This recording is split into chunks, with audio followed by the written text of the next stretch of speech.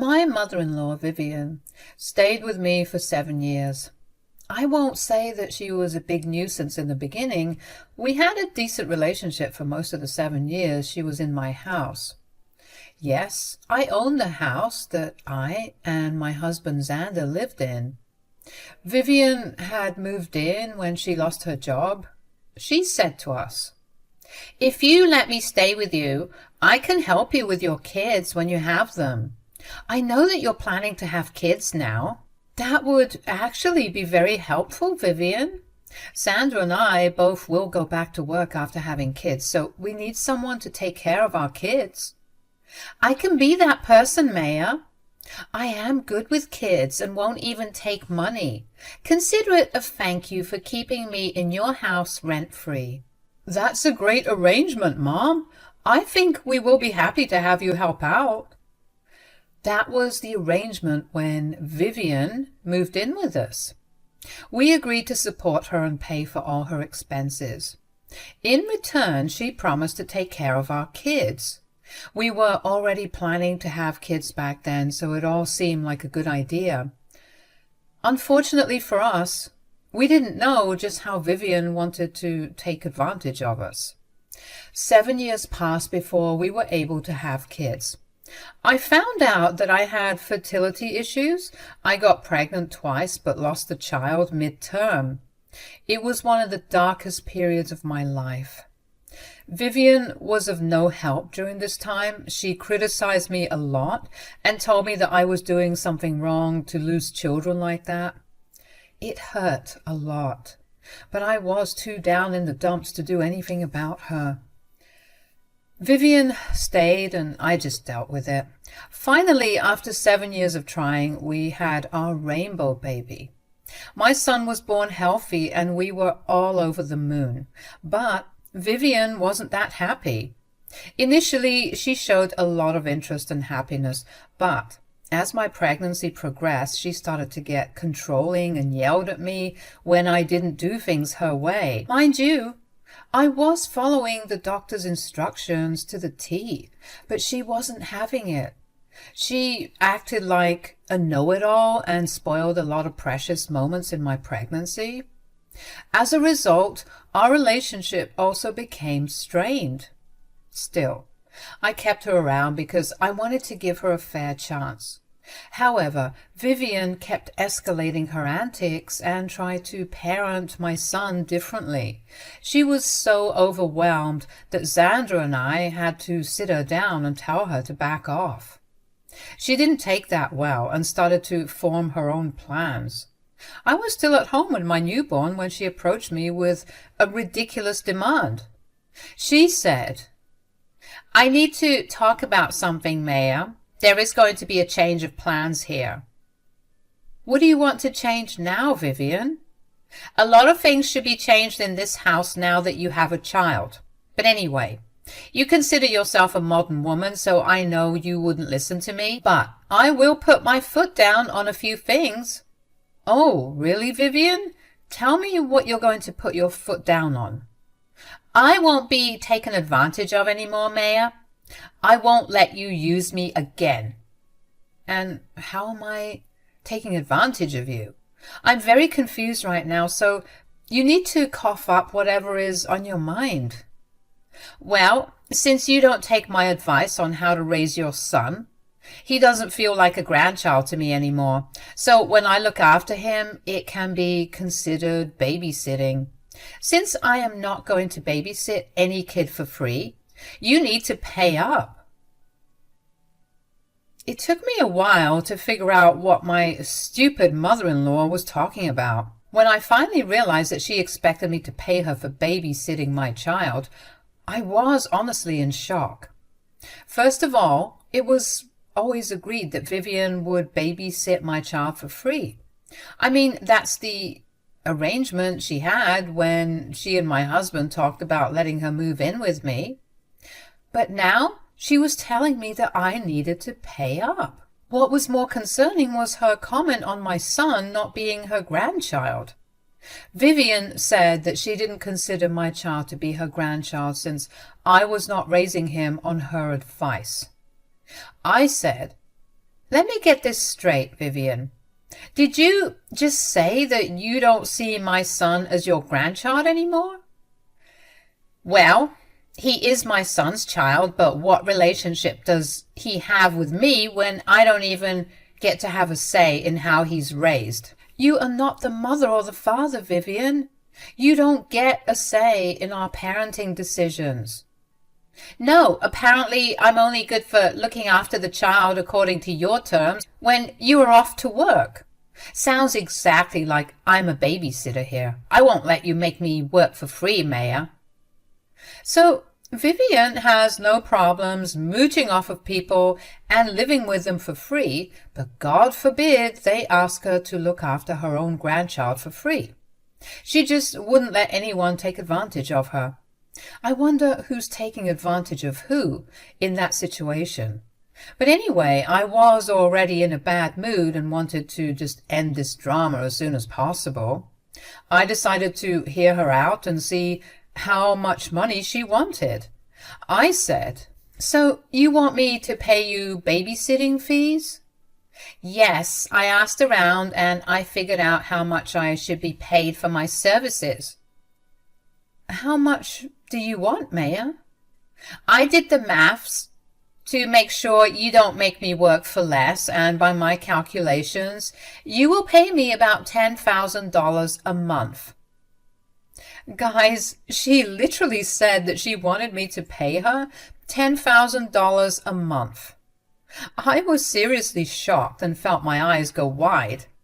Can you imagine paying $10,000 for babysitting a newborn kid?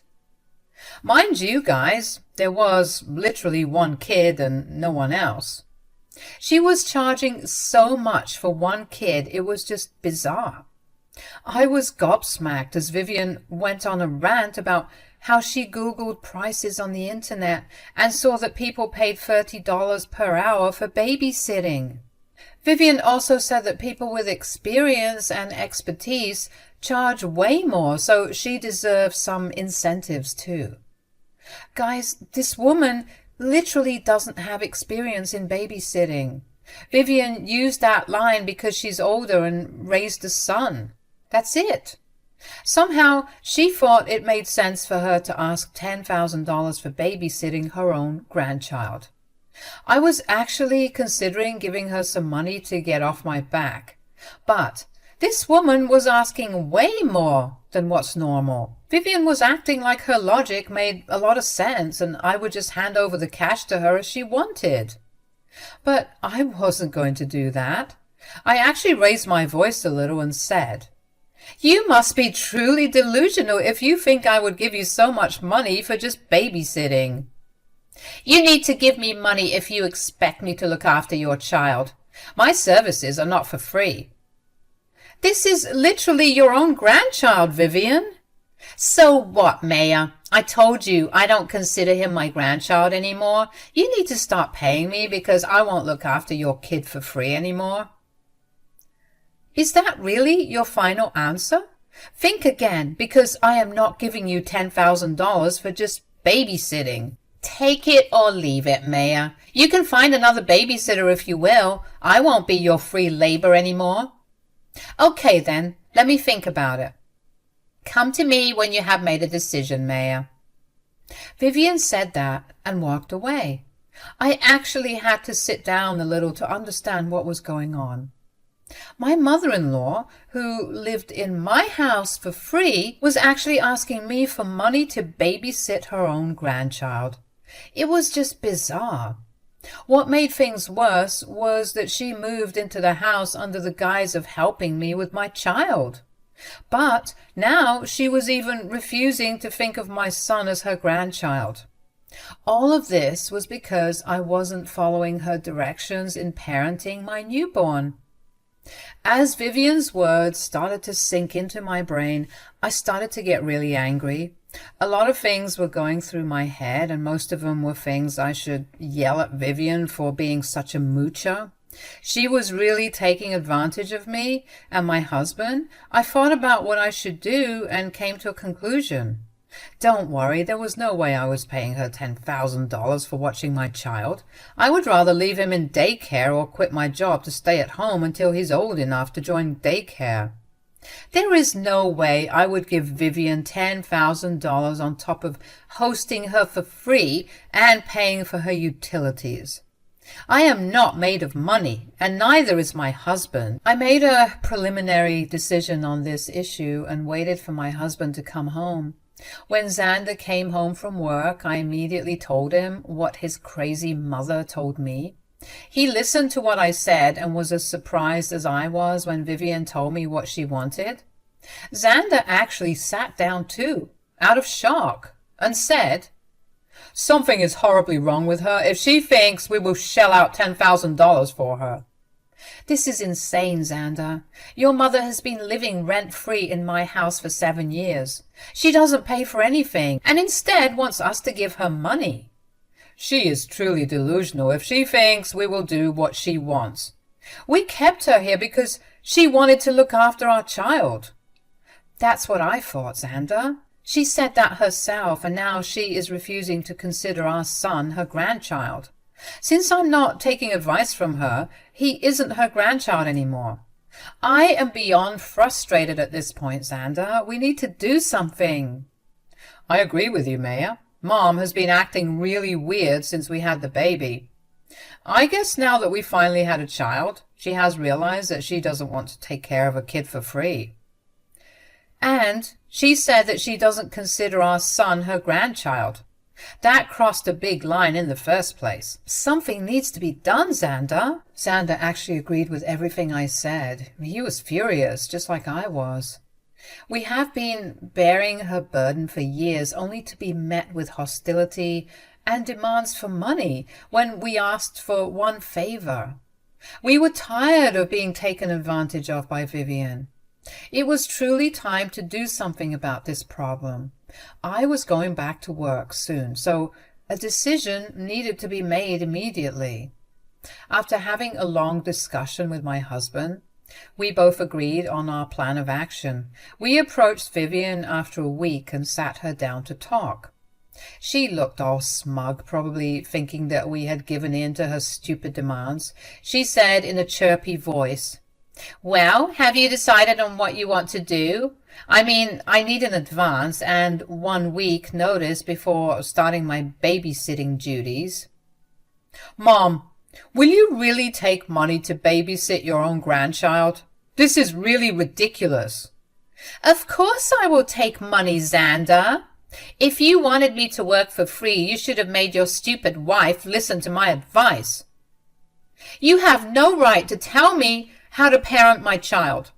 Your son and I had both set this hard boundary a long time ago. You never should have entertained any other thoughts. I came to you with an alternative, didn't I? I won't tell you to be a parent, and you can pay me money to babysit your child. Simple and easy. Okay then, if that's what you got to say, you leave me no other choice." I took out my phone and quickly sent Vivian an email. I had already drafted this email in the morning and was waiting for my husband to get home from work before I sent it to my mother-in-law. Xander wanted to talk to his mom once before proceeding with the plan. I guess he was hoping this was all a joke and his mother wasn't as entitled as she was proving to be. But Vivian was adamant about her stance and confirmed that she was a money-hungry leech. So he just sat there and sighed while I did what I should have done a long time ago. I sent Vivian the document and asked her to check her phone. She happily opened the message, expecting it to be an advance payment or something. But as she started to read the document, her eyes went wide and her mouth hung open. She looked at us and said, What is this?" "Can't you read simple English, Vivian? It's an invoice." "What are you talking about, Maya? Why would you send me an invoice for anything? Why does it say I owe you $250,000? "Since you are too lazy to even read an email, let me tell you what this is about. This is an invoice for the rent money that you owe me for the last 7 years. The look of shock and fear on Vivian's face was absolutely amazing. She was literally looking like a deer caught in headlights. She froze on her spot, and all her smug attitude was gone in the blink of an eye. "What are you saying, Mayor? Why would I pay your rent and bills? We never agreed on paying rent." "We also never agreed to pay you for babysitting our child. But here you are, asking for money. So, if you want to get paid, you need to clear your rent payment first." "This is ridiculous. You never talked about rent before. I won't pay you anything." "We never talked about rent because you offered to look after our kid in exchange for not paying rent. So pay up, and we will start paying you money for your babysitting services." Vivian now knew that she had been caught.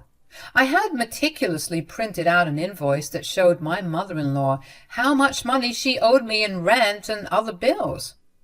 I took into consideration a lot of things like market rate, grocery bills, electricity bills, etc., and made her an invoice. It was very detailed, and I actually spent a lot of time making it. I was at home, so I had plenty of time anyway. I even ran it through Xander, and he thought that the prices I put up were fair. Vivian had no place to complain about that. She was just surprised that I would ask her to pay me rent. She looked all offended and said, "I am not giving you a single cent. I never agreed to this. Xander, what is this madness? Has your wife gone crazy after giving birth?" "Don't talk about her that way, Mom. My wife has done nothing wrong. She pointed out a very reasonable rate for your upkeep in our house." "You are taking your greedy wife's side too, Xander. This is really unfair. I never agreed to pay rent." "You moved in here to babysit our kid in the first place. Now that you have gone back on your word, we can go back on our word too." Okay, fine, you win. I will look after your stupid child for free.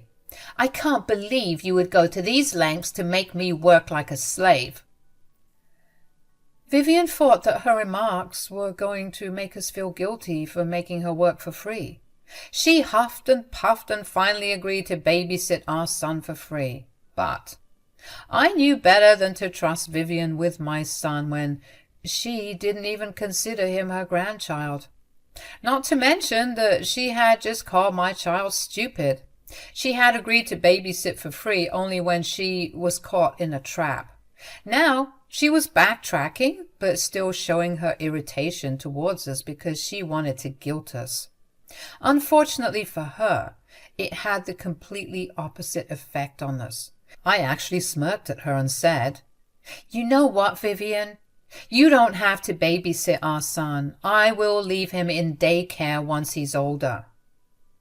"So now you have decided that you won't need my services anymore? Good for you, Mayor. Looks like you do have some shame. Yeah, I don't really want to leave my son with someone who isn't interested in watching him for free, so I will be placing him in daycare. Maybe I'll hire a babysitter as well." "Whatever, as long as I don't have to look after your child, I'm good." "You will change your mind after what I say next, Vivian. Now, since I will be placing my son in daycare, we don't need you around the house anymore, so you will need to move out within a week."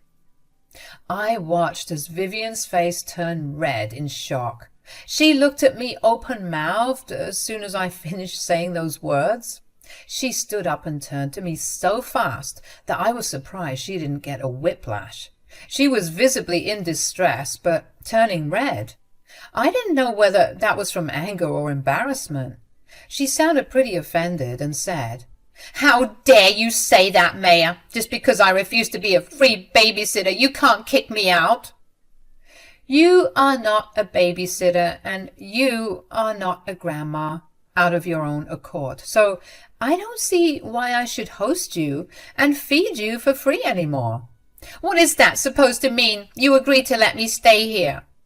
"And you have outstayed your welcome, Vivian.